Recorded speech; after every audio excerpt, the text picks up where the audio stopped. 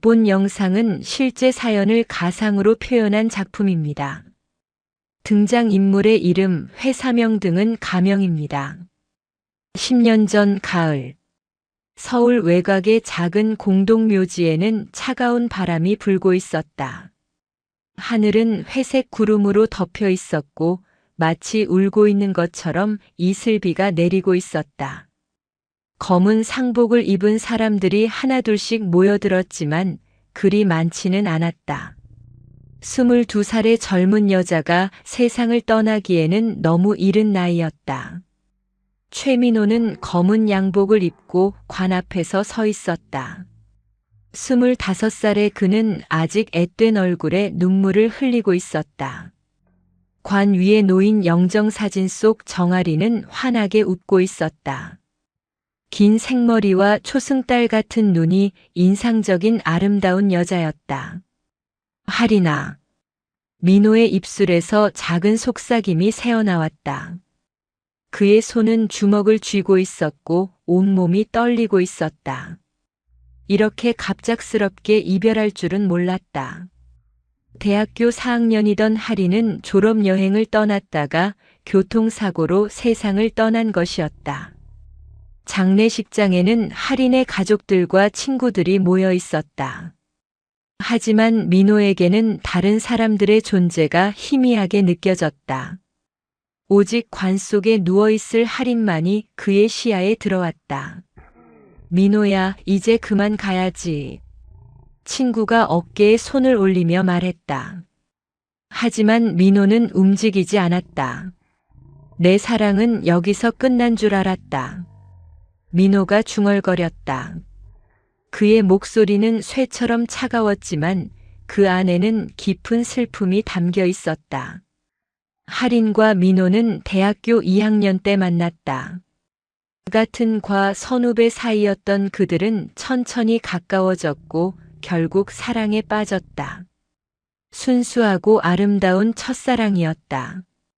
하린은 항상 밝고 긍정적이었고 민호는 그런 그녀에게 마음을 완전히 내어주었다. 하지만 이제 모든 것이 끝났다. 하린은 더 이상 이 세상에 없었고 민호는 혼자 남겨진 것이었다. 장례식이 끝나고 사람들이 하나둘씩 떠났지만 민호는 여전히 무덤 앞에 서 있었다. 이슬비는 계속 내리고 있었고 그의 머리와 어깨를 적시고 있었다. 하리나, 나는 어떻게 살아야 할까? 민호가 무덤 앞에서 무릎을 꿇으며 말했다. 차가운 땅이 그의 무릎을 파고들었지만 그는 아픔을 느끼지 못했다. 그날 이후 민호는 완전히 다른 사람이 되었다. 밝고 활발했던 성격은 사라지고 차갑고 무뚝뚝한 모습만이 남았다. 하린에 대한 기억은 그의 마음 깊은 곳에 묻어두었고 다시는 누구도 사랑하지 않겠다고 다짐했다. 하지만 시간은 흘렀고 민호도 어느새 35이 되었다. 대학 졸업 후 중견기업에 취직한 그는 열심히 일했고 이제는 팀장 자리까지 올랐다. 겉으로 보기에는 성공한 직장인이었다. 그리고 3년 전 그는 윤소연과 결혼했다. 소연은 온화하고 착한 여자였다. 하린과는 정반대 타입이었다. 소연의 따뜻함이 차가워진 민호의 마음을 조금씩 녹여주었고 그는 소연과 함께 평범하지만 안정된 결혼 생활을 시작했다. 하지만 그것은 하린에 대한 사랑이 사라진 것은 아니었다. 그저 깊이 묻어둔 것일 뿐이었다. 현재 2024년 가을, 민호는 회사에서 늦은 회식을 마치고 집으로 향하고 있었다. 택시 뒷좌석에 앉아 창밖을 바라보고 있던 그때 신호등 앞에서 택시가 멈췄다. 그 순간 민호의 시선이 길 건너편 카페에 머물렀다. 카페 창가에 앉아있는 여자가 보였다. 긴 생머리, 초승달 같은 눈, 그리고 익숙한 미소. 민호의 심장이 멎는 것 같았다. 하린? 민호가 작은 목소리로 중얼거렸다. 하지만 그럴 리 없었다. 하리는 10년 전에 죽었다. 그가 직접 장례식에 참석했고 무덤 앞에서 눈물을 흘렸다. 신호등이 바뀌고 택시가 움직이기 시작했지만 민호는 계속 뒤를 돌아보았다. 하지만 이미 카페는 멀어져 보이지 않았다. 착각이겠지. 민호가 스스로에게 말했다. 하지만 그의 손은 떨리고 있었다. 집에 도착한 민호는 현관문을 열며 들어갔다. 여보 왔어요? 소연이 거실에서 나와 남편을 맞았다. 그녀는 민호보다 3살 어린 32이었다. 단정한 외모에 항상 따뜻한 미소를 띠고 있는 여자였다. 응, 늦어서 미안해. 민호가 대답했지만 그의 목소리는 평소와 달랐다. 뭔가 동요된 기색이 역력했다. 소연은 남편의 이상한 기운을 느꼈다. 결혼한 지 3년이 된 아내로서 민호의 작은 변화도 놓치지 않았다. 무슨 일 있었어요? 아니야, 아무것도. 민호가 서둘러 대답하며 침실로 향했다. 하지만 그의 뒷모습에서 소연은 불안감을 느꼈다. 그날 밤 민호는 잠을 이루지 못했다. 카페에서 본 여자의 모습이 계속 머릿속에 맴돌았다. 정말 할인을 닮아 있었다. 아니, 닮은 정도가 아니라 아예 같은 사람 같았다. 설마. 민호가 침대에서 일어나 창밖을 바라보았다. 달빛이 그의 얼굴을 차갑게 비추고 있었다. 다음 날 민호는 어제 봤던 카페로 향했다. 점심시간을 이용해 그곳에 갔지만 어제 그 여자는 보이지 않았다. 혹시나 해서 카페 직원에게 물어봤지만 별다른 정보를 얻을 수 없었다. 하지만 민호는 포기하지 않았다. 며칠 동안 같은 시간에 그 카페 앞을 지났다. 그리고 일주일 후 그는 다시 그 여자를 보았다. 이번에는 확실했다. 정아린이었다. 10년 전보다 조금 더 성숙해 보였지만 분명히 할인이었다. 민호의 세상이 무너지는 것 같았다. 10년 동안 죽었다고 믿고 있던 첫사랑이 살아있었다. 그것도 아무렇지 않게 카페에서 커피를 마시고 있었다. 어떻게 이런 일이? 민호가 카페 밖에서 중얼거렸다. 그의 손은 떨리고 있었고 심장은 미친 듯이 뛰고 있었다. 그 순간 할인이 고개를 들어 창 밖을 바라보았다. 그리고 민호와 눈이 마주쳤다. 할인의 얼굴에 놀라움이 스쳤지만 곧 차가운 미소로 바뀌었다. 민호는 카페 안으로 들어갔다. 할인은 여전히 창가 자리에 앉아 있었다. 할인아, 정말 너야? 민호의 목소리는 떨리고 있었다. 안녕, 민호야. 오랜만이네. 할인이 차갑게 대답했다. 그녀의 목소리는 예전과 같았지만 어딘가 달라진 느낌이었다. 민호는 할인 앞에 앉았다. 10년 만에 재회였다. 하지만 기쁨보다는 혼란이 더 컸다. 어떻게? 너는 죽었는데. 죽었다고? 누가 그랬어? 할인이 비웃듯 말했다. 장례식도 했고, 무덤도 있는데. 그건 가짜였어. 내가 의도적으로 만든 거야. 할인의 말에 민호는 더욱 혼란스러워졌다. 왜 그런 짓을? 그건 나중에 얘기하자. 지금은 너를 다시 보게 되어서 기뻐. 할인이 민호의 손에 자신의 손을 올렸다. 차가운 손이었다. 민호는 할인의 손을 느끼며 복잡한 감정에 휩싸였다. 기쁨, 혼란, 죄책감. 모든 것이 뒤섞여 있었다. 그리고 그는 깨달았다. 10년 동안 묻어두었던 할인에 대한 사랑이 다시 살아나고 있다는 것을. 그리고 이것이 그의 결혼 생활에 어떤 파국을 가져올지도. 카페에서의 만남 이후 민호는 완전히 다른 사람이 되었다. 집에 돌아와서도 할인의 얼굴이 머릿속에서 떠나지 않았다. 그녀의 차가운 미소, 변하지 않은 목소리, 그리고 무엇보다 그녀가 살아있다는 충격적인 사실이 그를 혼란에 빠뜨렸다. 여보, 저녁 드세요. 소연이 식탁에 음식을 차리며 남편을 불렀다. 민호가 좋아하는 김치찌개와 생선구이, 그리고 정성스럽게 무친 나물들이 식탁 위에 놓여 있었다. 소연은 항상 이런 식으로 남편을 챙겼다. 결혼 3년 동안 한 번도 거르지 않았던 일과였다. 하지만 민호는 식탁에 앉아서도 젓가락을 들지 못했다. 밥알을 입에 넣어도 맛을 느낄 수 없었고 국물을 마셔도 목으로 넘어가지 않았다. 온 신경이 할인에게 집중되어 있었다. 무슨 일 있어요? 요즘 계속 이상해요. 소연이 걱정스러운 표정으로 남편을 바라보았다. 결혼 후 처음으로 민호에게서 이런 모습을 보고 있었다. 평소 과묵하지만 안정적이었던 남편이 며칠째 이상한 기운을 보이고 있었다. 회사 일이 좀 복잡해서. 민호가 대충 둘러댔다. 하지만 그의 목소리에는 확신이 없었다. 소연은 남편의 거짓말을 눈치챘다.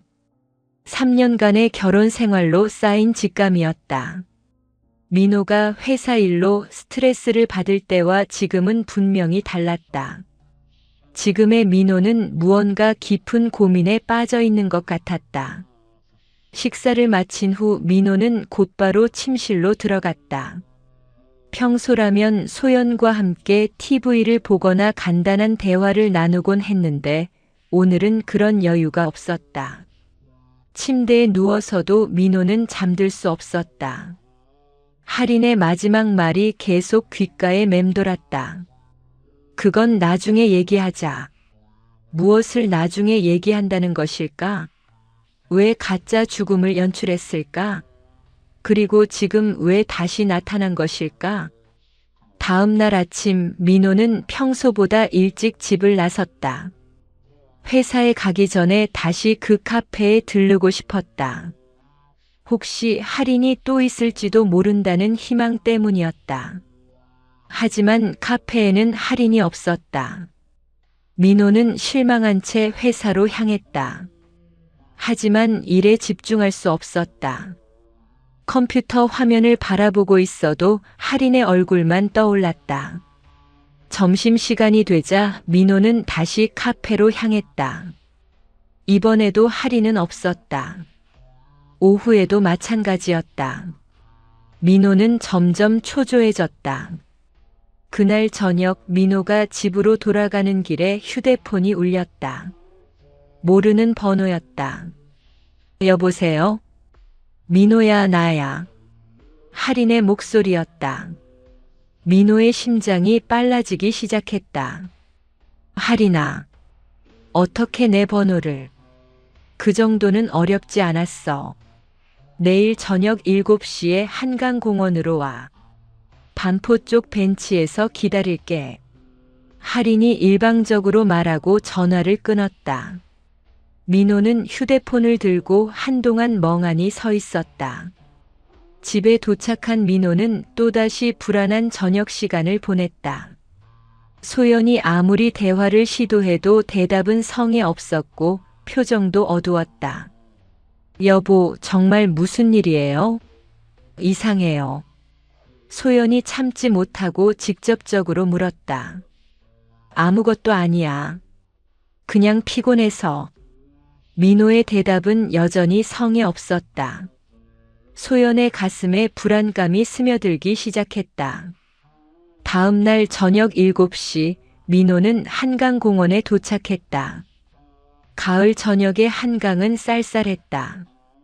강바람이 불어와 민호의 코트깃을 흔들었다. 반포 쪽 벤치에는 이미 할인이 앉아 있었다. 할인은 검은색 코트를 입고 있었다. 긴 머리가 바람에 날리는 모습이 10년 전과 똑같았다. 민호는 천천히 그녀에게 다가갔다. 왔구나. 할인이 민호를 보며 말했다. 그녀의 목소리는 여전히 차가웠다.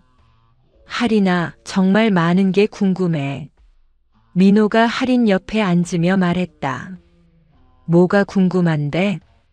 왜 죽은 척 했는지, 지금까지 어디서 뭘 했는지, 그리고 왜 다시 나타났는지.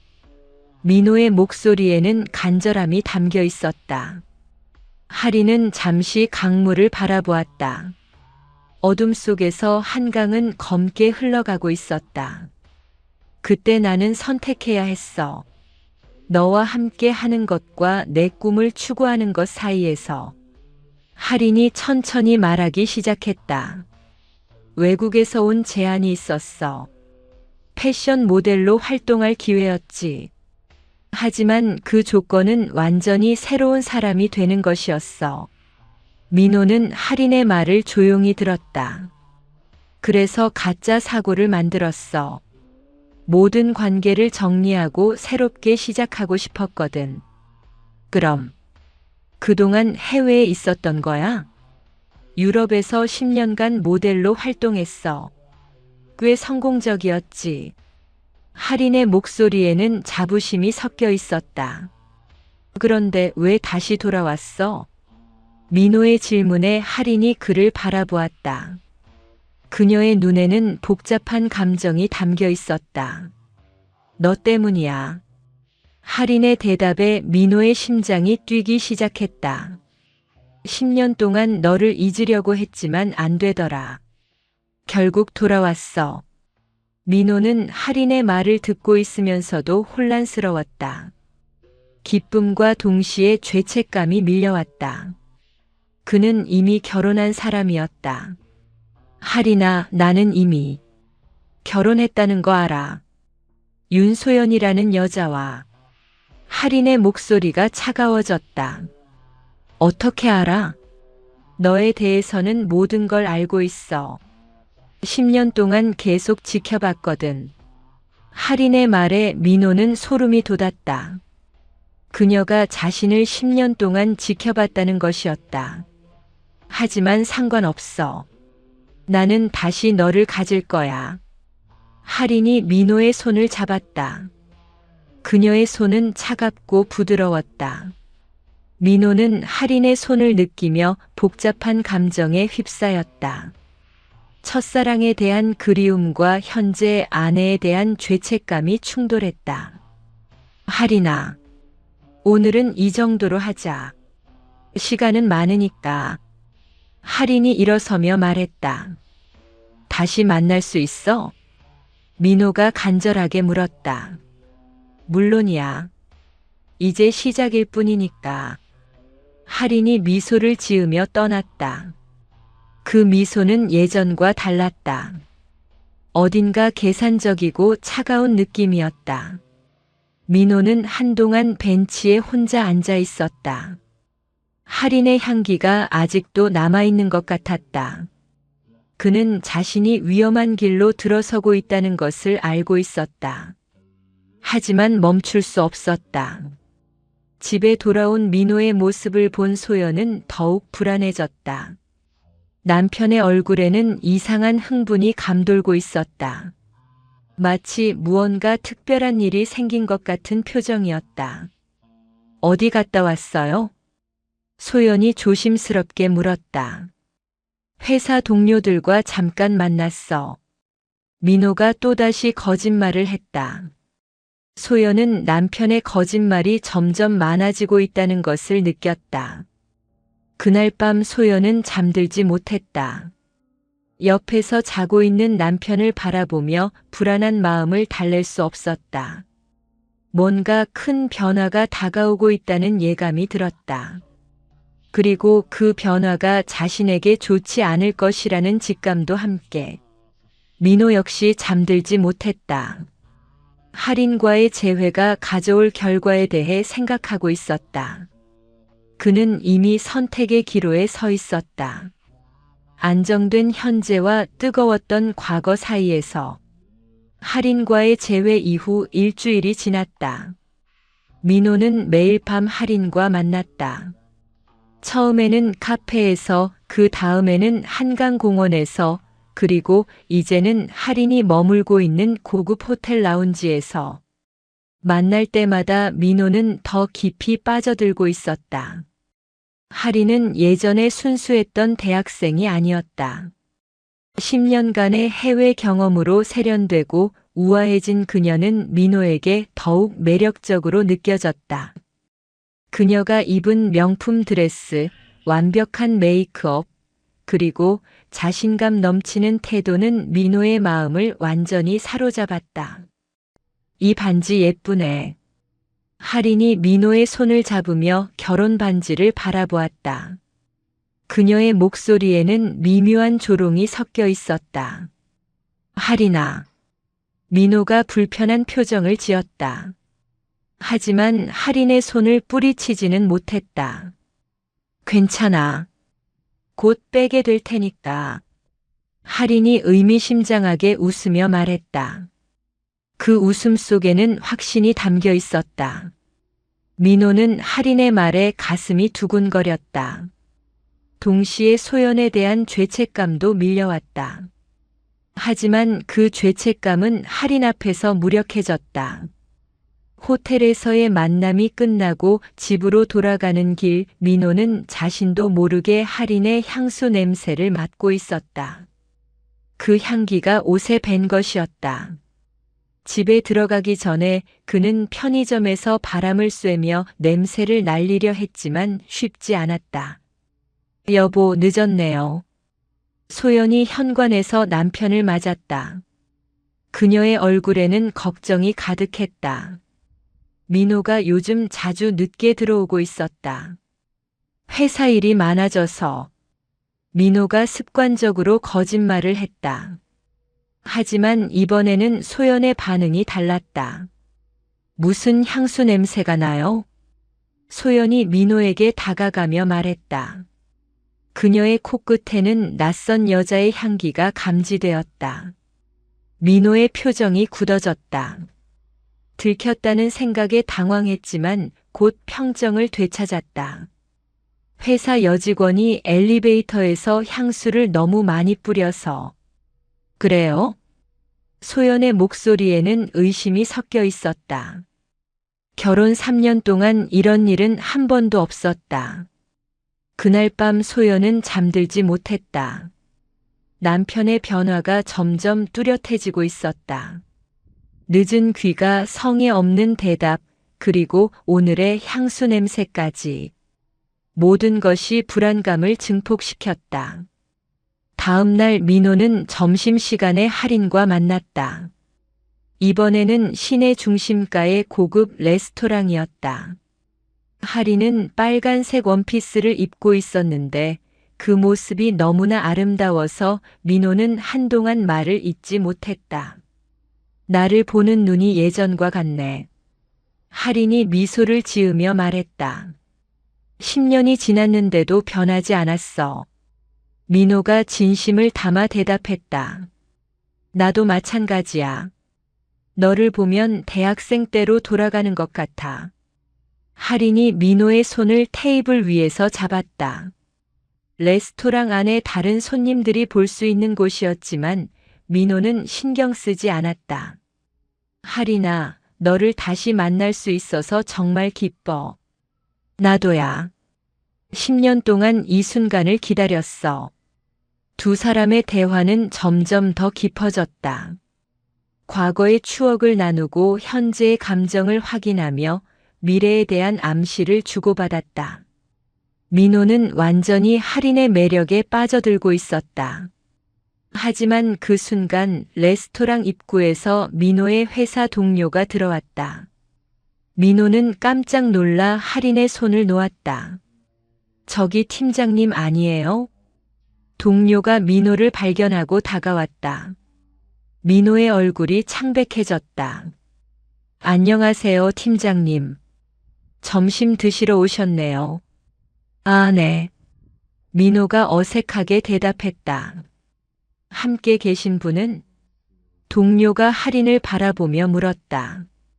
할인은 우아한 미소를 지으며 자리에서 일어났다. 안녕하세요. 정할인입니다. 할인이 자연스럽게 인사했다.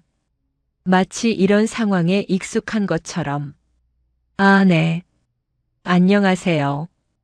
동료가 인사를 받으며 민호를 의미심장하게 바라봤다. 민호와 함께 있는 여자가 그의 아내가 아니라는 것은 회사 사람들 모두 알고 있었다. 동료가 자리를 떠난 후 민호는 불안해했다. 어떡하지? 회사에 소문이 날 텐데. 그게 뭐 어때서? 어차피 곧 알려질 일인데. 할인이 태연하게 말했다. 할인아, 아직 아내와 정리가 안 됐어. 그럼 빨리 정리해. 나는 더 이상 기다리고 싶지 않아. 할인의 목소리에 강한 의지가 담겨 있었다. 그날 저녁 민호가 집에 돌아왔을 때 소연의 표정이 어두웠다. 그녀의 손에는 휴대폰이 들려 있었다. 여보, 잠깐 얘기할까요? 소연의 목소리는 평소보다 차가웠다. 무슨 일이야? 민호가 불안한 마음으로 물었다. 오늘 민정 언니한테 전화가 왔어요. 소연의 언니는 민호와 같은 회사에 다니는 남편을 두고 있었다. 민호의 심장이 빨라지기 시작했다. 언니 남편분이 오늘 점심에 당신을 봤다고 하더라고요. 어떤 여자와 함께. 소연의 말에 민호는 아무 대답도 할 수 없었다. 그 여자가 누구예요? 소연의 질문이 날카로웠다. 그녀의 눈에는 지금까지 보지 못했던 강함이 담겨 있었다. 그냥 회사 관련된 사람이야. 민호가 또다시 거짓말을 했다. 하지만 이번에는 소연이 받아주지 않았다. 거짓말하지 마세요. 언니 말로는 그런 분위기가 아니었다고 하던데요. 소연이 일어서며 민호를 내려다보았다. 당신 바람 피우는 거죠? 소연의 직접적인 질문에 민호는 할 말을 잃었다. 그의 침묵이 곧 답이었다. 정말 그런 거예요? 소연의 목소리가 떨리기 시작했다. 하지만 눈물은 흘리지 않았다. 소연아, 누구예요? 그 여자가 누구냐고요? 소연이 처음으로 목소리를 높였다. 결혼 3년 동안 한 번도 화를 내지 않았던 그녀였다. 민호는 소연의 변한 모습에 당황했다. 순하고 온순했던 아내가 이렇게 강하게 나올 줄은 몰랐다. 내가 뭘 잘못했는지 말해주세요. 내가 뭘 못해서 당신이 다른 여자를 만나는 거예요? 소연의 말에 민호는 더욱 죄책감을 느꼈다. 소연은 정말 완벽한 아내였다. 하지만 그것만으로는 할인을 포기할 수 없었다. 소연아, 미안해. 민호가 작은 목소리로 말했다. 미안하다고요? 그게 끝이에요?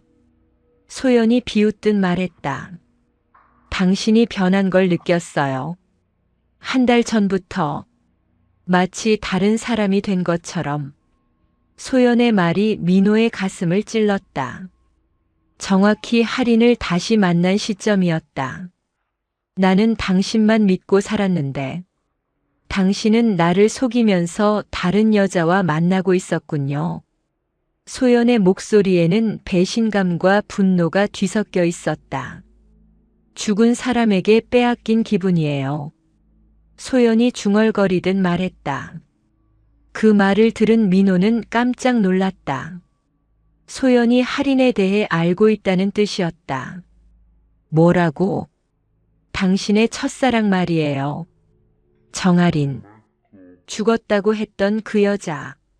소연의 말에 민호는 완전히 당황했다. 어떻게 알았을까? 나도 바보가 아니에요.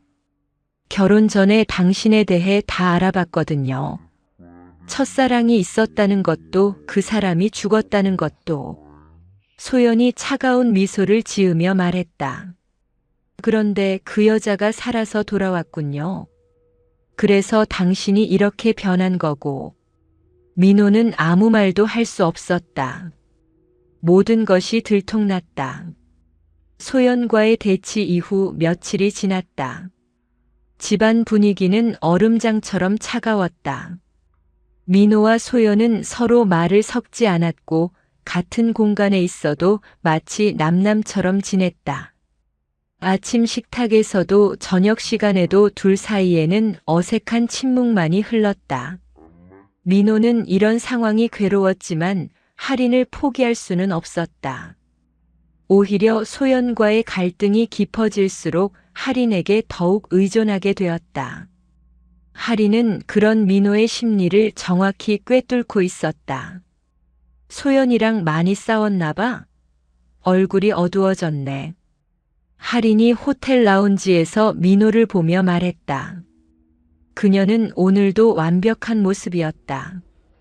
크림색 블라우스에 검은색 스커트, 그리고 진주 목걸이까지. 마치 화보에서 나온 것 같은 우아함이었다. 응, 좀 복잡해. 민호가 피곤한 표정으로 대답했다. 당연하지. 이런 상황에서 복잡하지 않을 수가 있나. 할인이 민호의 손을 잡으며 위로하는 듯 했지만 그녀의 눈에는 차가운 계산이 숨어 있었다. 하지만 너무 오래 끌면 안 돼. 빨리 정리하는 게 서로를 위해서도 좋을 거야. 할인의 말에는 압박감이 묻어 있었다. 그녀는 민호가 우유부단한 상태로 계속 머무르는 것을 원하지 않았다. 그날 오후 민호가 회사에서 일하고 있을 때 소연에게 한 통의 전화가 걸려왔다. 모르는 번호였다. 여보세요? 안녕하세요. 최민호 씨 부인 맞으시죠? 여자의 목소리였다. 차갑고 우아한 목소리였다. 네, 그런데 누구세요? 소연이 경계심을 가지며 물었다. 정아린이라고 합니다. 한번 만나서 이야기했으면 좋겠어요. 할인의 이름을 듣는 순간 소연의 심장이 빨라졌다. 남편의 첫사랑 그리고 현재 불륜 상대가 직접 전화를 건 것이었다. 무슨 이야기를요? 소연의 목소리가 떨렸지만 최대한 침착함을 유지하려 했다. 당연히 민호에 관한 이야기죠. 오늘 오후 3시에 압구정 카페 르블랑에서 만날까요? 할인이 일방적으로 장소와 시간을 정했다. 제가 왜 당신과 만나야 하죠? 만나지 않으면 후회할 거예요. 할인의 말에는 위협적인 뉘앙스가 담겨 있었다. 소연은 잠시 고민했다. 하지만 이 상황을 그냥 놔둘 수는 없었다. 남편을 되찾기 위해서라도 상대를 직접 만나봐야 했다. 알겠어요. 3시에 뵙죠. 오후 3시 압구정의 고급 카페 르블랑. 소연은 일찍 도착해서 구석진 자리에 앉아 기다렸다. 손에 쥔 커피잔이 떨리고 있었다. 곧 나타날 여자에 대한 긴장감과 두려움이 뒤섞여 있었다. 5분 후 할인이 나타났다. 소연은 할인을 보는 순간 작은 충격을 받았다. 사진으로만 봤던 민호의 첫사랑은 상상했던 것보다 훨씬 아름다웠다. 키가 크고 우아한 몸매, 완벽한 피부, 그리고 세련된 패션 감각까지.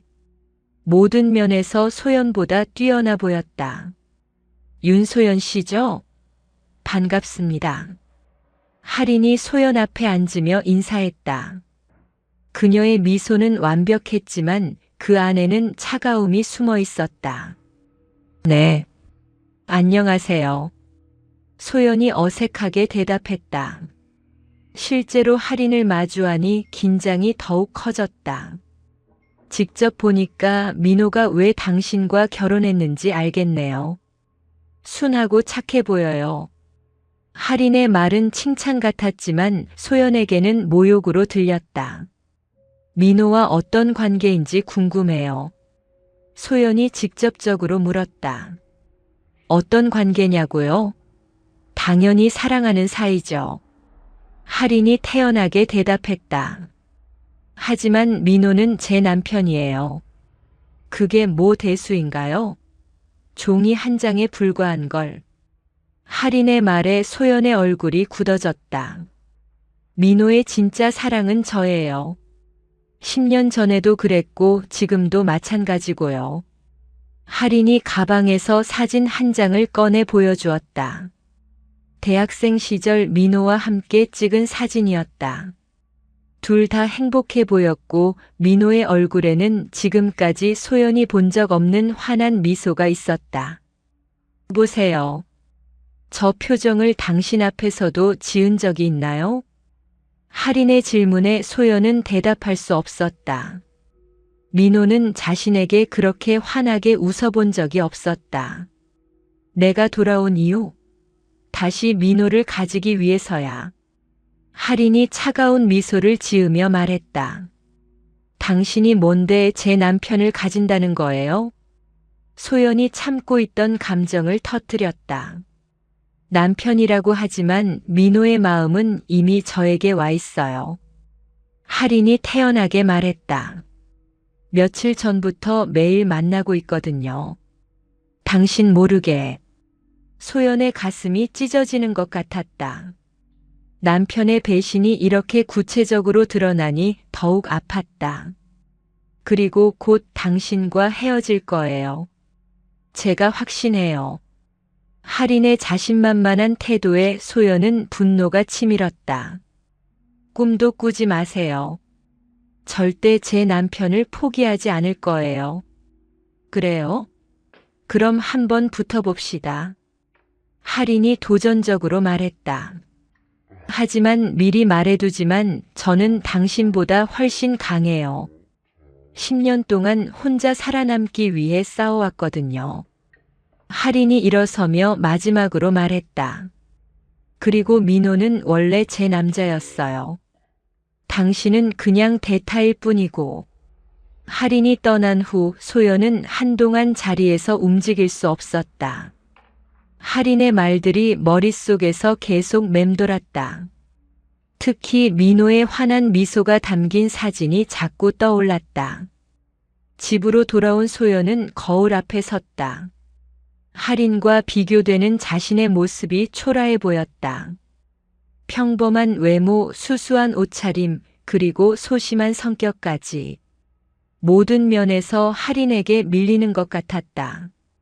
하지만 포기할 수는 없었다.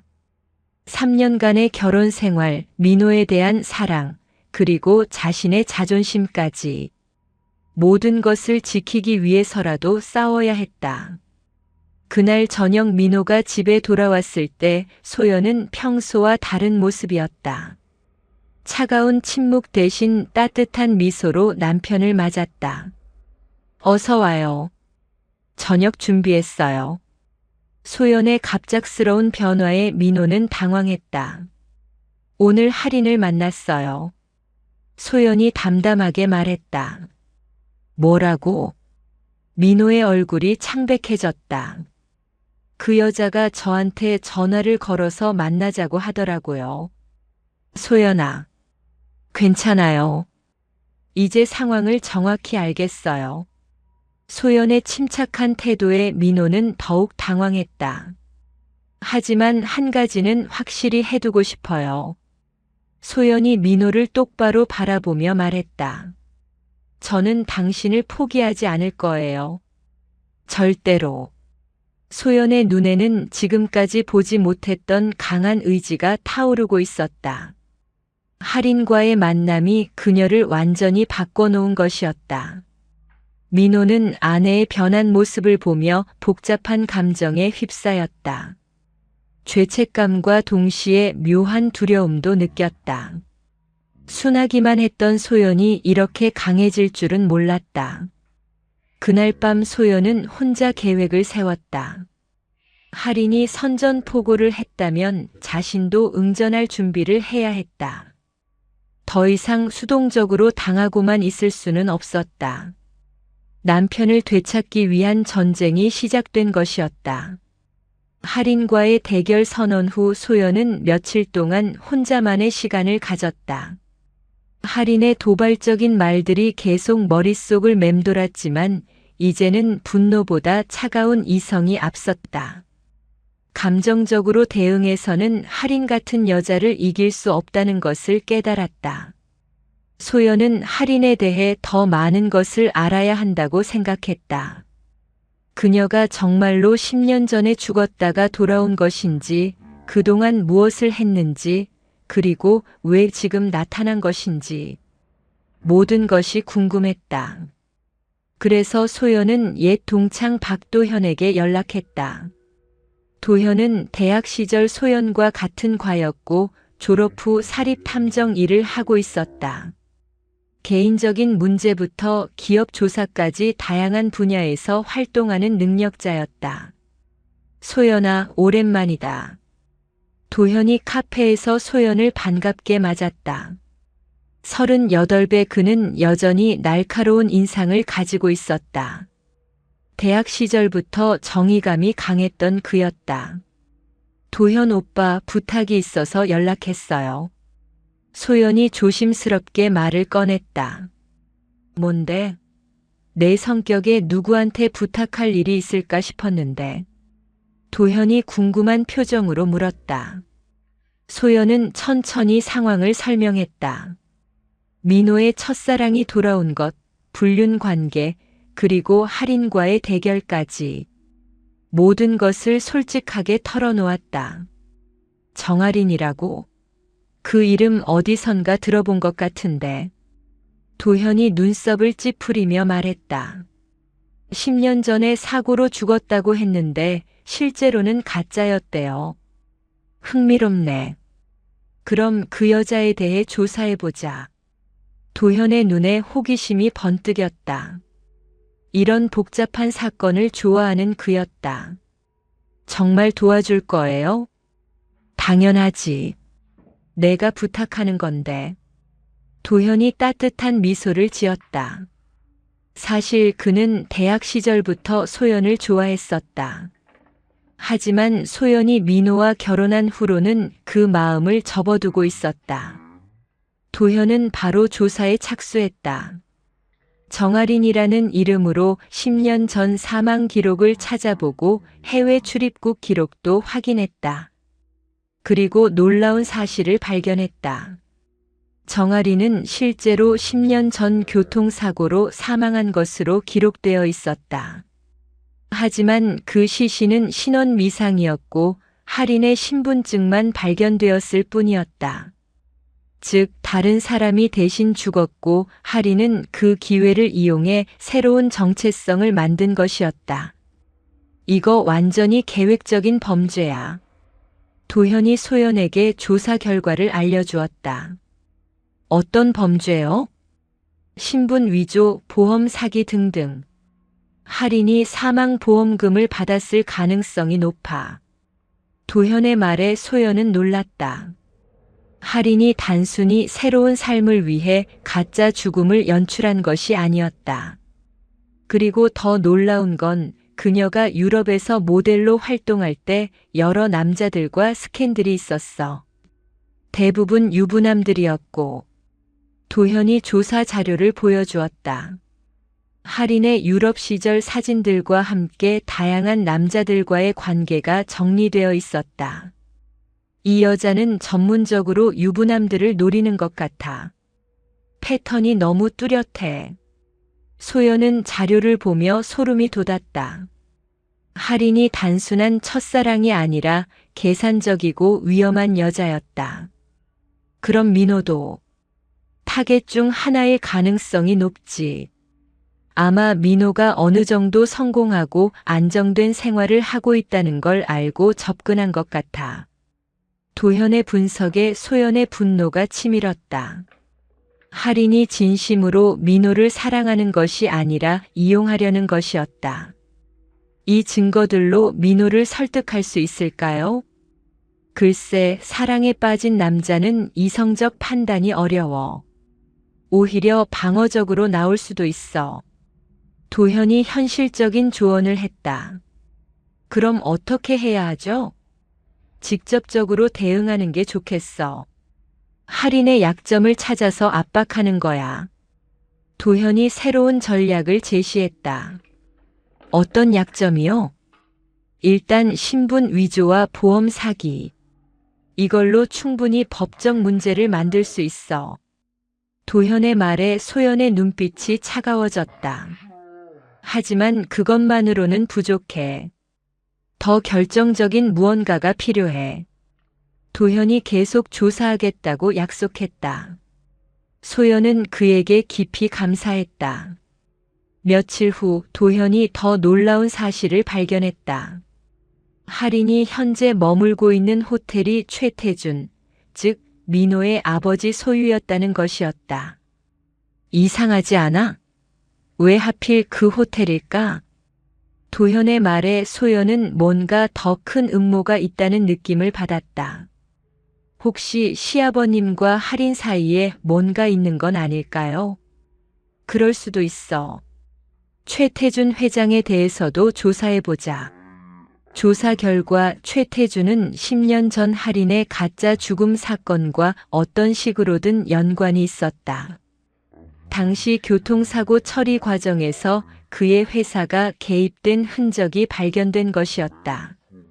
이거 완전히 판이 달라지는데?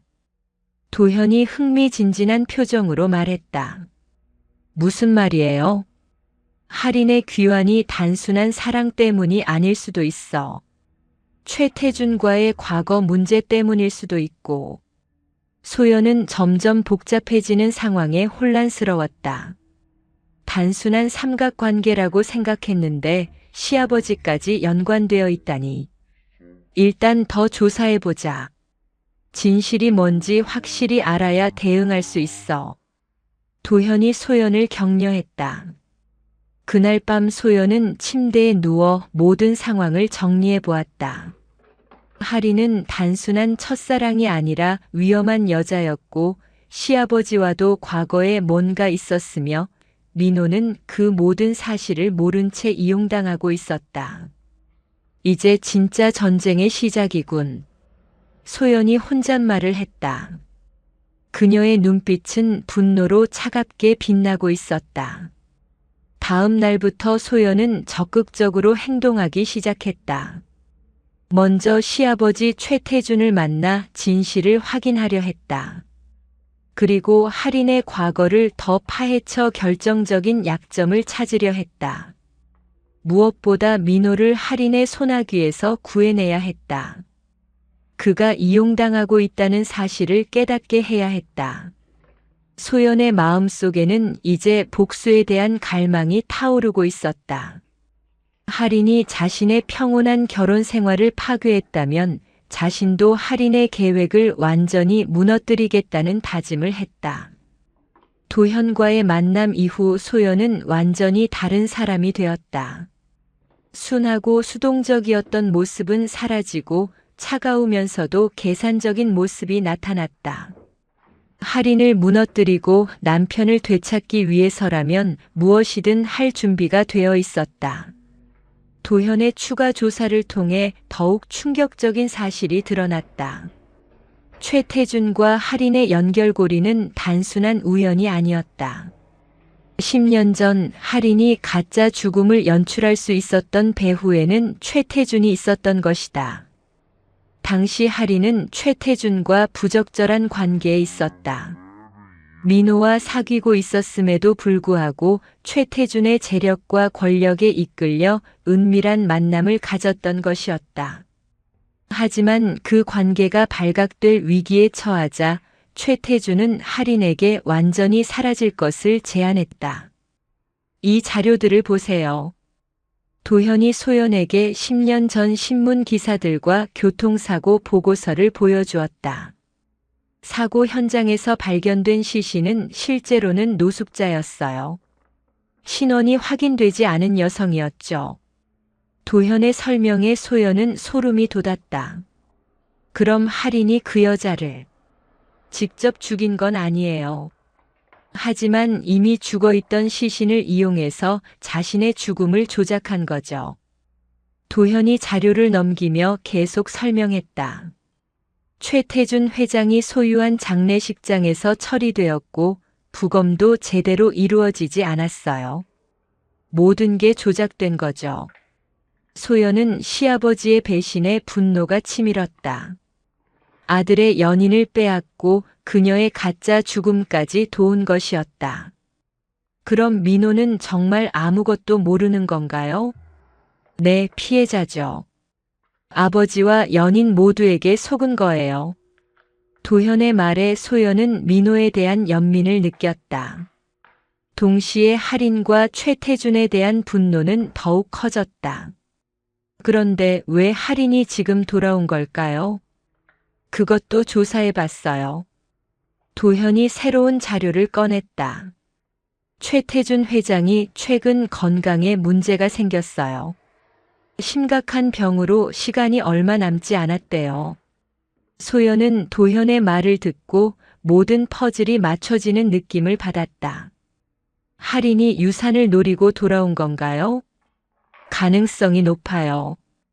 최태준과의 과거 관계를 빌미로 협박하거나 아니면 민호를 이용해서 최가의 재산에 접근하려는 것 같아요. 도현의 분석에 소연은 모든 상황이 명확해졌다. 할인은 사랑 때문이 아니라 돈 때문에 돌아온 것이었다. 그날 저녁 소연은 최태준을 직접 만나기로 결심했다. 진실을 확인하고 할인을 막기 위해서는 시아버지의 협조가 필요했다. 최태준의 서재는 무겁고 위압적인 분위기였다. 벽면을 가득 채운 책들과 각종 상장들이 그의 권위를 드러내고 있었다. 소연은 평소보다 더욱 조심스럽게 행동했다. 아버님, 급한 일이 있어서 찾아뵈었습니다. 소연이 정중하게 인사했다. 무슨 일인가? 최태준의 목소리는 차가웠다. 그는 이미 며느리가 무엇을 알고 있는지 짐작하고 있었다. 정아린에 대해 여쭤보고 싶어서요. 소연의 말에 최태준의 표정이 굳어졌다. 그 여자에 대해 뭘 알고 있나? 모든 걸 알고 있어요. 10년 전 일부터 지금까지. 소연이 담담하게 대답했다. 최태준은 잠시 침묵했다. 며느리가 이미 모든 진실을 알고 있다는 것을 깨달았다. 그래서 나를 어떻게 하겠다는 건가? 할인을 막고 싶어요. 민호가 더 이상 이용당하지 않게. 소연의 말에 최태준은 의외라는 표정을 지었다. 복수하러 온 줄 알았는데. 그것보다는 앞으로가 더 중요해요. 소연의 현실적인 태도에 최태준은 묘한 감탄을 했다. 할인이 뭘 원하는지 아세요? 당연히 알지. 돈이겠지. 최태준이 쓴웃음을 지었다. 그 여자는 10년 전에도 그랬어. 사랑하는 척하면서 결국 원하는 건 돈뿐이었지. 최태준의 고백에 소연은 할인의 본성을 다시 한번 확인했다. 그럼 왜 도와주신 거예요? 바보 같은 짓이었어. 한순간의 욕망 때문에. 최태준이 후회하는 표정을 지었다. 그리고 민호가 상처받는 걸 보고 싶지 않았어. 차라리 깨끗하게 정리하는 게 낫다고 생각했지. 소연은 시아버지의 복잡한 심경을 이해했다. 잘못된 방법이었지만 아들을 보호하려는 마음이었던 것이다. 이제 할인이 다시 나타났어요. 어떻게 하실 건가요? 내가 직접 처리하겠어. 최태준의 목소리에 결의가 담겨 있었다. 하지만 민호에게는 말하지 마. 아직 때가 아니야. 소연은 고개를 끄덕였다. 민호가 알면 더 큰 혼란에 빠질 것이 분명했다. 다음 날 최태준은 할인을 호텔로 불러냈다. 10년 만의 재회였다. 하리는 예전보다 더욱 아름다워져 있었지만 그녀의 눈에는 차가운 계산이 가득했다. 오랜만이네, 하리나. 회장님도 많이 늙으셨네요. 하린이 도발적으로 말했다. 바로 본론으로 들어가지. 뭘 원하는가? 뭘 원하냐고요? 당연히 제가 받을 몫을 달라는 거죠. 하린이 태연하게 대답했다. 10년 전 일에 대한 대가, 그리고 지금까지 제가 입은 피해에 대한 보상까지. 최태주는 하린의 뻔뻔함에 어이가 없었다. 얼마를 원하는가? 100억 정도면 적당할 것 같아요. 하린의 요구에 최태주는 냉소를 보였다. 그 돈으로 뭘 하려고? 민호와 함께 새로운 삶을 시작하려고요. 하린의 말에 최태준의 분노가 폭발했다. 감히 내 아들까지 이용하려고? 이용이라니요. 사랑인데. 하린이 거짓 미소를 지었다. 10년 전에도 그런 식으로 나를 속였지. 최태준이 일어서며 하린을 내려다보았다. 하지만 이번에는 다르다. 내가 그런 실수를 다시 하지 않을 거야. 그럼 어떻게 하시겠다는 거예요? 하린이 여전히 여유로운 표정이었다. 너에게 선택권을 주겠다. 조용히 사라지던지 아니면 10년 전 진실이 모든 사람에게 알려지는 걸 감수하던지. 최태준의 협박에 하린의 표정이 변했다. 설마 회장님이 그런 위험을 감수하실까요? 당신도 똑같이 망가지는데. 이미 시한부 인생이야. 잃을 게 없어. 최태준의 말에 하린은 처음으로 당황했다. 그녀의 계산에 없던 변수였다. 생각해봐라. 일주일 안에 답을 들려줘. 최태준이 하린을 남겨두고 자리를 떴다. 하린은 혼자 남아 복잡한 표정을 지었다. 상황이 예상과 다르게 흘러가고 있었다. 그 시각 소연은 도현과 함께 하린의 다음 행동을 예측하고 있었다. 최태준의 압박을 받은 하린이 어떤 수를 쓸지 궁금했다. 아마 민호를 더 적극적으로 이용하려 할 거예요. 도현의 예측에 소연은 불안해졌다. 그럼 우리도 준비해야겠네요. 소연의 눈에 결의가 번뜩였다. 하린과의 마지막 대결이 다가오고 있었다. 최태준의 최후 통첩 이후 하린은 예상대로 민호를 더욱 적극적으로 이용하기 시작했다. 그녀는 민호에게 더 자주 만나자고 했고 급기야 함께 살자는 제안까지 했다. 사랑에 눈이 먼 민호는 하린의 모든 요구를 받아들였다. 민호야, 나 아파트 알아보고 있어. 하린이 민호의 품에 안기며 말했다. 그들은 호텔 스위트룸에서 은밀한 시간을 보내고 있었다. 아파트? 응. 우리 둘이 함께 살 곳 말이야. 하린의 제안에 민호는 가슴이 뛰었다. 하지만 동시에 현실적인 문제들이 머릿속을 스쳤다. 하지만 나는 아직 결혼한 상태야. 그럼 빨리 이혼해. 더 이상 기다릴 수 없어. 하린이 민호의 가슴에 손을 올리며 압박했다. 소연이한테 이혼하자고 말할게. 민호가 결심한 듯 말했다. 하린의 미소가 더욱 깊어졌다. 그날 밤 민호는 집에 돌아와 소연에게 이혼을 요구했다. 소연은 이미 예상하고 있던 일이었지만 실제로 들으니 가슴이 아팠다. 정말 그녀와 살겠다는 거예요? 소연이 차분하게 물었다. 미안해. 하지만 내 마음은 이미 정해져 있어. 민호의 말에 소연은 쓸쓸한 웃음을 지었다. 알겠어요. 하지만 조건이 있어요. 무슨 조건? 하린의 진실을 모두 알고 나서도 그녀를 선택한다면 이혼해 줄게요. 소연의 말에 민호는 의아해했다. 무슨 뜻이야? 곧 알게 될 거예요. 소연이 의미심장하게 말했다. 다음 날 소연과 도현은 마지막 계획을 실행에 옮겼다.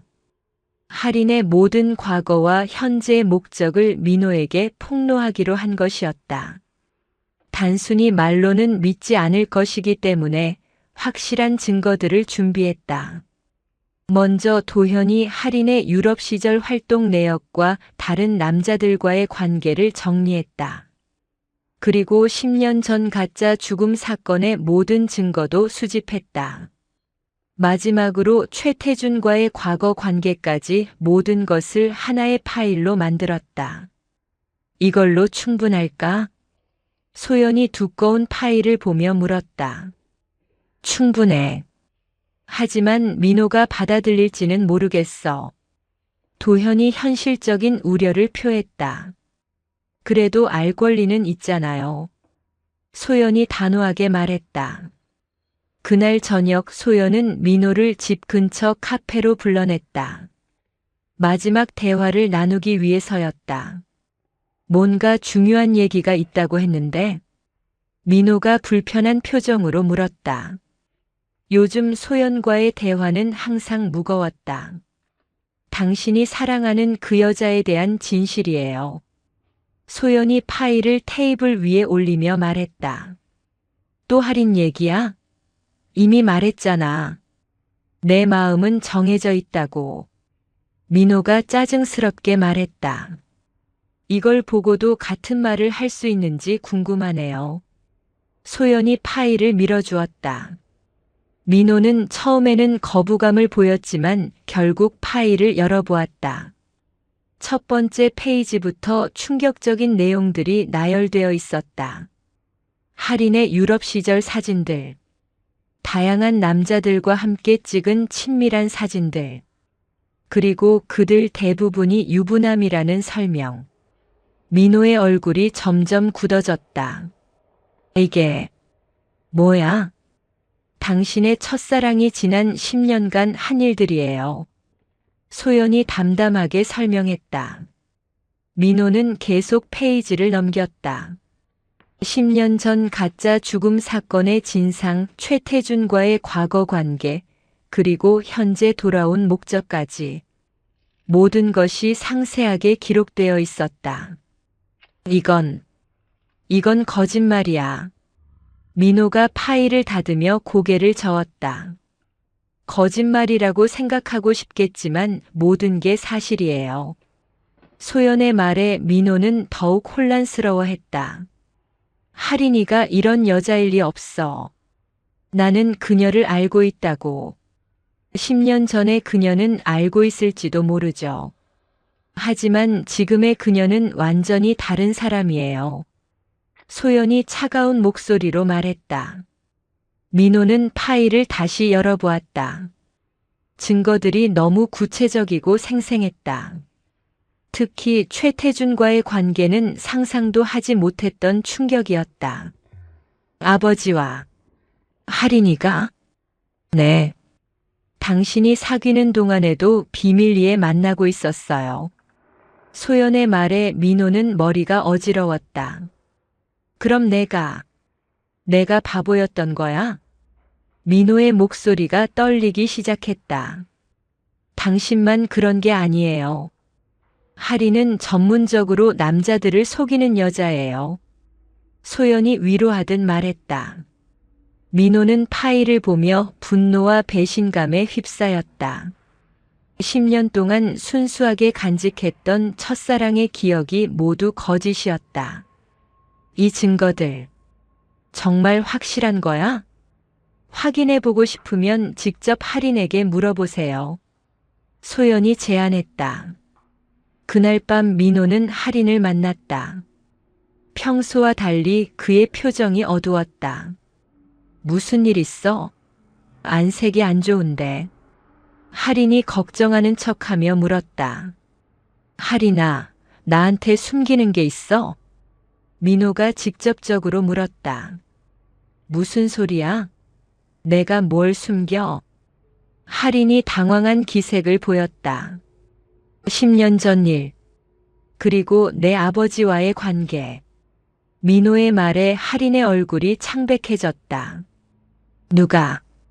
누가 그런 얘기를 했어? 그럼 사실이야? 민호가 할인을 똑바로 바라보며 물었다. 할인은 잠시 침묵했다. 더 이상 숨길 수 없다는 것을 깨달았다. 민호야, 대답해. 사실이냐고. 민호가 소리쳤다. 그래, 사실이야. 할인의 고백에 민호는 절망했다. 그럼 나는 뭐야? 그냥 이용당한 거야? 아니야. 너에 대한 감정은 진짜였어. 할인이 변명했지만 민호는 더 이상 믿을 수 없었다. 10년 동안 내가 얼마나 그리워했는지 알아? 민호의 눈에서 눈물이 흘러내렸다. 미안해. 정말 미안해. 할인도 처음으로 진심으로 사과했다. 이제 됐어. 더 이상 얼굴도 보기 싫어. 민호가 돌아서려는 순간 할인이 그의 팔을 잡았다. 민호야, 제발. 나를 떠나지 마. 하지만 민호는 할인의 손을 뿌리치고 떠났다. 10년간의 사랑이 완전히 무너지는 순간이었다. 집으로 돌아온 민호는 소연 앞에서 무릎을 꿇었다. 소연아, 나를 떠나지 마. 민호가 애원했다. 정말 모든 걸 알고도 그런 말을 하는 거예요? 소연이 차가운 목소리로 물었다. 응. 내가 얼마나 바보였는지 이제 알겠어. 민호의 눈에는 진심 어린 후회가 담겨 있었다. 하지만 소연의 마음에는 이미 깊은 상처가 새겨져 있었다. 남편을 용서할지 아니면 새로운 삶을 선택할지 그녀는 아직 결정하지 못했다. 민호에게 모든 진실이 폭로된 지 일주일이 지났다. 할인은 호텔 방에서 나오지 않고 있었다. 술병들이 바닥에 굴러다녔고 그녀의 모습은 처참했다. 한때 완벽했던 외모는 온데간데 없고 머리는 헝클어져 있었으며 눈은 충혈되어 있었다. 최태준의 최후 통첩 기한도 하루 앞으로 다가왔다. 할인은 선택해야 했다. 조용히 사라지거나 아니면 모든 것을 잃을 각오로 끝까지 버티거나. 거울 앞에 선 할인은 자신의 초라한 모습을 바라보았다. 10년 전 22살의 순수했던 모습은 더 이상 찾아볼 수 없었다. 탐욕과 계산으로 가득 찬 삶이 그녀를 이렇게 만들어버린 것이었다. 휴대폰이 울렸다. 최태준에게서 온 마지막 연락이었다. 시간이 다 됐다. 답을 들려줘. 회장님. 할인의 목소리는 쉬어 있었다. 조용히 사라지겠어요. 할인이 항복 선언을 했다. 더 이상 버틸 힘이 없었다. 현명한 선택이야. 최태준의 목소리에는 안도감이 섞여 있었다. 하지만 할인은 그냥 물러날 생각이 없었다. 마지막으로 민호를 만나 모든 것을 정리하고 싶었다. 그리고 자신이 정말로 그를 사랑했다는 것을 증명하고 싶었다. 다음 날 오후 할인은 민호에게 마지막 만남을 요청했다. 민호는 처음에 거부했지만 할인의 간절한 부탁에 결국 응했다. 한강공원, 그들이 처음 재회했던 그 벤치에서 만나기로 했다. 가을 바람이 차갑게 불어왔다. 할인은 검은색 코트를 입고 벤치에 앉아 있었다. 예전의 우아함은 사라지고 쓸쓸한 모습만이 남아 있었다. 민호가 나타났다. 그의 얼굴에는 더 이상 사랑이 아닌 연민만이 남아 있었다. 왔구나. 할인이 작은 목소리로 말했다. 마지막이라고 했으니까. 민호가 차가운 목소리로 대답했다. 민호야, 나 정말 미안해. 할인의 눈에서 눈물이 흘러내렸다. 처음으로 진심 어린 눈물이었다. 이제 와서 미안하다고 해서 뭐가 달라져? 민호의 목소리에는 분노보다는 실망이 담겨 있었다. 아무것도 달라지지 않을 걸 알아. 하지만 한 가지만은 믿어줘. 할인이 민호를 바라보며 간절하게 말했다. 너에 대한 내 감정만큼은 진짜였어. 민호는 할인의 말을 들으며 복잡한 감정에 휩싸였다. 분노와 동시에 옛 감정이 다시 올라왔다. 그게 중요해. 결국 나를 이용한 건 사실이잖아. 처음에는 그럴 생각이었어. 하지만 너를 다시 보면서 정말로 사랑하게 됐어.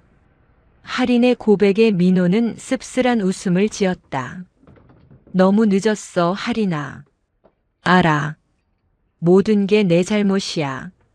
할인이 고개를 숙이며 말했다. 이제 어떻게 할 거야? 민호가 물었다. 떠날 거야. 영원히. 할인의 대답에 민호는 의외라는 표정을 지었다. 정말? 응. 더 이상 누구에게도 상처를 주고 싶지 않아. 할인이 일어서며 민호를 마지막으로 바라보았다. 행복해, 민호야. 소연이와 함께. 할인이 돌아서려는 순간 갑자기 비틀거렸다. 며칠간 제대로 먹지도 자지도 못한 상태에서 무리했던 것이었다. 할인아. 민호가 쓰러지는 할인을 받쳐주었다. 그녀의 얼굴은 창백했고 호흡도 가빴다. 괜찮아. 그냥 좀 어지러울 뿐이야. 할인이 약하게 웃으며 말했다. 병원에 가야겠어. 민호가 걱정스럽게 말했다. 필요 없어. 곧 모든 게 끝날 테니까. 할인의 말에 불길한 예감이 든 민호는 그녀를 병원으로 데려갔다. 의사의 진단 결과는 심각했다. 과도한 스트레스와 영양실조로 인한 쇼크 상태였다. 며칠만 늦었어도 위험할 뻔했습니다. 의사의 말에 민호는 안도했다. 아무리 미워해도 할인이 죽는 것은 원하지 않았다. 병실에 누워있는 할인을 보며 민호는 복잡한 마음이었다. 한때 그토록 사랑했던 여자 하지만 이제는 돌이킬 수 없는 강을 건너버린 사이가 되어버렸다. 민호야. 할인이 약한 목소리로 불렀다. 응. 마지막으로 한 번만 안아줄래? 할인의 간청에 민호는 잠시 망설였다. 하지만 결국 그녀를 안아주었다. 마지막 인사였다. 끝까지. 널 사랑했어, 민호야. 할인이 민호의 품에서 속삭였다. 그 말과 함께 그녀는 의식을 잃었다. 의사들이 응급처치를 하는 동안 민호는 복도에서 기다렸다. 그의 마음은 혼란스러웠다. 할인에 대한 사랑은 이미 끝났지만 그녀가 고통받는 것을 보는 것은 괴로웠다. 몇 시간 후 할인은 의식을 되찾았다. 하지만 그녀의 상태는 여전히 심각했다. 의사는 완전한 회복을 위해서는 장기간의 치료가 필요하다고 했다. 민호야, 이제 가도 돼. 할인이 민호에게 말했다. 혼자 괜찮겠어? 응. 이제 정말로 혼자 살아가는 법을 배워야 할 때인 것 같아. 할인의 말에 민호는 안타까움을 느꼈다. 할인아, 그동안 고생 많았어. 민호가 마지막 인사를 건넸다. 너도. 소연이 잘해줘. 할인이 쓸쓸하게 웃으며 대답했다. 민호가 병실을 나간 후 할인은 홀로 남았다. 창밖으로는 가을 석양이 지고 있었다. 그녀는 자신의 인생을 돌아보았다. 탐욕과 계산으로 가득했던 지난 10년 그리고 진정한 사랑을 놓쳐버린 후회. 며칠 후 할인은 조용히 한국을 떠났다. 아무도 모르게 마치 10년 전처럼. 하지만 이번에는 정말로 영원한 이별이었다. 한편 민호는 집으로 돌아가 소연과 마주했다. 지난 며칠간 병원에서 할인을 돌보는 것을 본 소연은 복잡한 심경이었다. 다 끝났어? 소연이 조심스럽게 물었다. 응. 이제 정말로 끝났어. 민호가 고개를 끄덕였다. 그럼 우리는? 소연의 질문에 민호는 그녀의 손을 잡았다. 다시 시작하자. 처음부터. 민호의 말에 소연은 차가운 눈물을 흘렸다. 기쁨의 눈물이 아니라 복잡한 감정이 뒤섞인 눈물이었다. 할인의 귀환으로 시작된 폭풍은 이렇게 끝났다. 하지만 상처받은 마음들이 원래대로 돌아가기에는 시간이 필요했다. 민호와 소연의 앞에는 새로운 시작이 기다리고 있었지만 그 길이 순탄하지만은 않을 것이었다. 저 멀리 하늘로 사라져가는 비행기를 바라보며 소연은 생각했다. 죽은 사랑의 귀환은 끝났지만 진정한 사랑의 시작은 이제부터였다. 화면은 서서히 어둠 속으로 사라져갔다. 할인이 남긴 마지막 말이 메아리처럼 울려 퍼졌다. 끝까지. 널 사랑했어, 민호야. 그것이 저주받은 귀환의 마지막이었다. 이야기가 재미있었다면 구독과 좋아요 눌러주시고 주인공에게 응원의 댓글도 부탁드립니다.